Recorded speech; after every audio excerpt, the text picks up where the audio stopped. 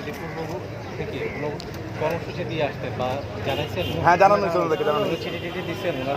ওনাদেরকে গতকালকে বলা হয়েছে। নিজেরাই বলছেন যে ওনাদের এখানেই ইয়া করার জন্য। হ্যাঁ, আপনি কভার করেন, কভার করেন, কভার করেন। আপনারা শান্তিপূর্ণভাবে থাকেন? শান্তিপূর্ণভাবে আছে।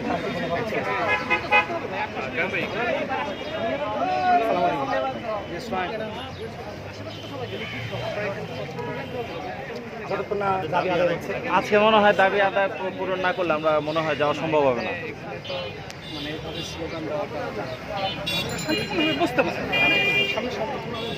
স্লোগান কি অশান্তিপূর্ণ জিনিস?